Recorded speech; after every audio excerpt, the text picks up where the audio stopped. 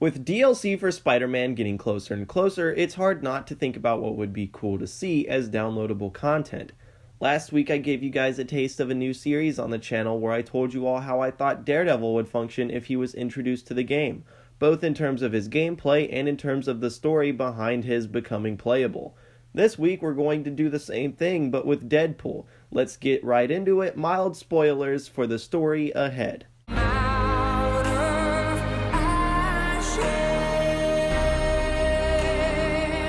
In terms of a main villain for the DLC, the only one that makes sense in my mind is the Juggernaut. Spider-Man commonly fights him in the comics and shows, and he plays a major role in Deadpool's most recent movie. The story starts off with Deadpool pulling up to his favorite taco stand on his moped. Today was a really exciting day for young Wade Wilson, as they had just introduced chimichangas, his favorite food, at said taco stand. Deadpool, caught up in the beauty and the majesty of seeing chimichangas on the menu, didn't hear the thudding of an incoming Juggernaut. Even the family who ran the stand evacuated and started running the other way. But it wasn't until Juggernaut ran through the stand, completely demolishing it, that we see our hero snap out of his daze. Deadpool mourns the taco stand, as an instrumental of ashes from his latest movie plays in the background. Cut to Spider-Man, who is currently fighting against Hydro Man. Players would take control of Spider-Man until halfway through the fight, where the pause menu randomly comes on screen.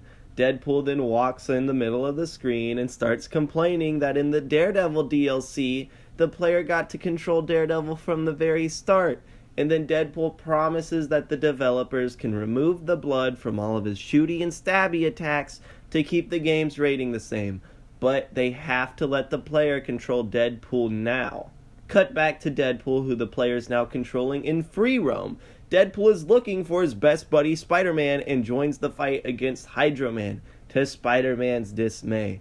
Players would then fight the boss battle through its entirety as Deadpool. He would explain to Spider-Man that Juggernaut just destroyed his favorite taco stand and is now rampaging in New York.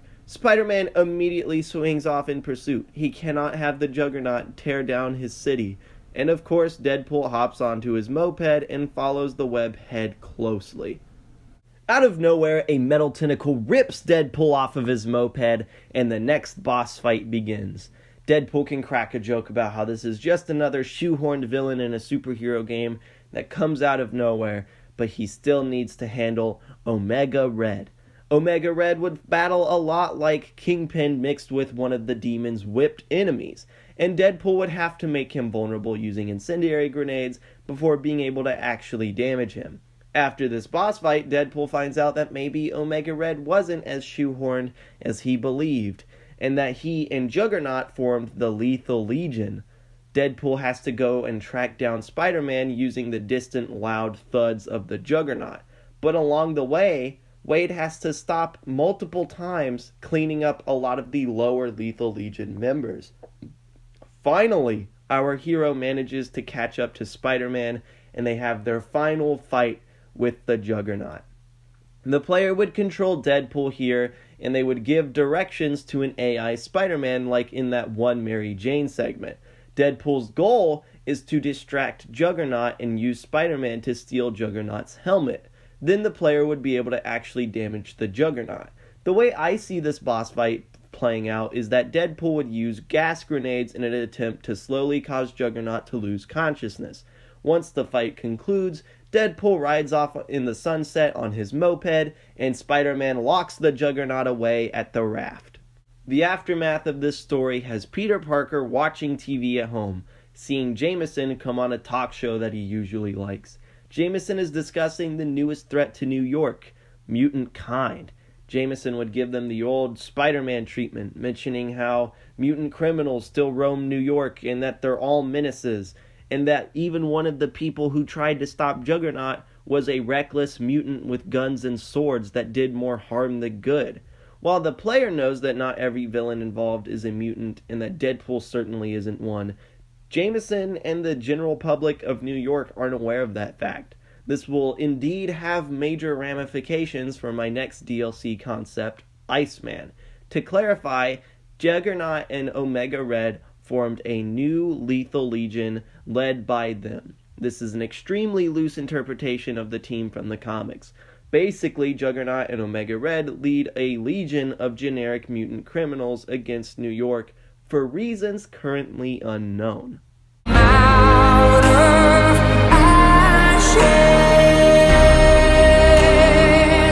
Deadpool's gameplay would obviously have to be toned down. We can't have him chop off limbs or decapitate people in a T-rated game. We do have comic book explanations for this. Deadpool does have rubber bullets like he uses in Deadpool and Spider-Man, and I don't see why he can't similarly use dull blades or even fake swords. It also opens the opportunity for Deadpool to make fun at his situation, like the one in the story concept where he promises they can keep their T rating. Deadpool can reflect the people's thoughts that while, yeah, an M-rated moveset would be sweet, we would all take a toning down for as long as he can show up in the game. His square attacks would utilize his swords. This would give him a little more range and damage than Spider-Man, but his attacks wouldn't be as quick. His triangle attack would be a teleport slash with his sword instead of the usual web zip. Deadpool doesn't have the ability to grab at range, so when you hold triangle while an enemy is in the air, Deadpool just teleports to them and spikes them to the ground. Essentially, Deadpool's teleport provides a substitute for Spider-Man's webs. Deadpool would also be unable to heal with focus as he naturally has a healing factor, saving focus for instant takedowns. If he goes 3 seconds without getting hit, which isn't hard to do when you're aware of an enemy's attack before they even swing, Deadpool would heal 10 health every second until he gets hit. A lot of combat encounters can be lengthy, so I feel like this is a pretty balanced trade-off. Deadpool's pistols are his default gadget, like with basic web shooting, and they provide a very similar function. Large enemies can be made vulnerable with bullets to open them up to attacks, and ground enemies can be KO'd by the rubber bullets. They hold 16 shots since they can't web and stun enemies, meaning they have a little less utility than Spider-Man's basic web shooters. Deadpool's first type of grenade was mentioned in the story, and it's an incendiary grenade, which will leave a pool of fire in an area that it explodes in. The best way to think of these would be the Spirit Spider's suit ability, but in one non-moving spot. The spot would apply damage over time, and it would last for 3 seconds. These are exceptionally useful in robberies and enclosed spaces, where there's not a lot of room for the enemies to avoid the area damage. You'll also recognize the second type of grenade from the story concept, and it's the gas grenade. Deadpool will release a sleepy gas that stuns everyone in range of the explosion radius, and it lasts for 2 seconds. Basically, everyone affected will stumble around groggily for the duration of the stun. Next up is one of Deadpool's more iconic gadgets, his ninja stars. Deadpool will throw ninja stars to do major piercing damage against any foe hit. Basically, think of them like his gunshots, but they're slower projectiles and they do about double the damage. They can't stun or incapacitate enemies unless they finish off their health bars, and every enemy in the game are vulnerable to the ninja stars except for the shield enemies from the front. And finally, we have my favorite gadget, Deadpool's fanny pack of surprises. This ability has one use, but has a lot of potential utility. Deadpool opens up his fanny pack and randomly pulls out one of 5 random items. All items have a 24% chance of being pulled, except for one item we'll get to later, which only has a 4% chance. He can pull a taco, stuffed unicorn, stick of dynamite, and Cable's gun out of his bag. The taco restores 50 health. The stuffed unicorn makes Deadpool do 50% more damage for the next 30 seconds. The stick of dynamite can be thrown to do insane damage to all enemies in the blast radius, and Cable's gun can be fired 3 times, instantly knocking out any enemy hit except for bosses. The final item with a 4% chance is a chimichanga. Deadpool gets his health instantly refilled and does 400% damage for the next minute, and for the next 30 seconds his gas and incendiary grenades are turned into sticks of dynamite.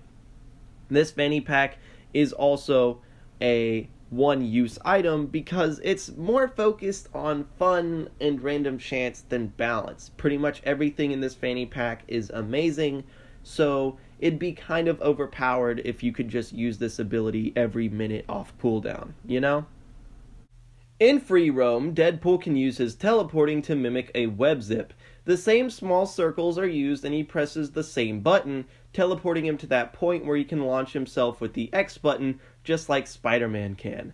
Deadpool can also scale buildings using 2 knives to climb, a lot like how Wolverine can climb buildings in other media using his claws. For more entertaining modes of traversal, Deadpool can ride around on his iconic moped to get where he needs to go, and of course he'll also have access to the subway quick travel system. As for things for Deadpool to do around the city, Deadpool would have 25 collectibles just like my Daredevil concept. Instead of backpacks, he would be searching for old fanny packs hidden around the world. Deadpool would only have 5 crimes in every area and 5 bases total versus Daredevil's 10. The new Lethal Legion grunts would obviously be the ones committing the crimes and starting the bases. To replace the other crimes and bases that Daredevil had in my concept for him, Deadpool would get his own Taskmaster challenges and his own Taskmaster boss fight. With how much history the two have together, it'd be criminal not to involve them with each other in a hypothetical Deadpool DLC.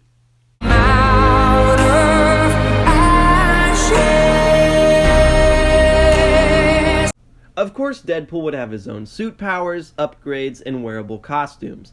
Like with my Daredevil concept, Deadpool would only have 3 suit powers to share between all of his costumes and only 6 mods.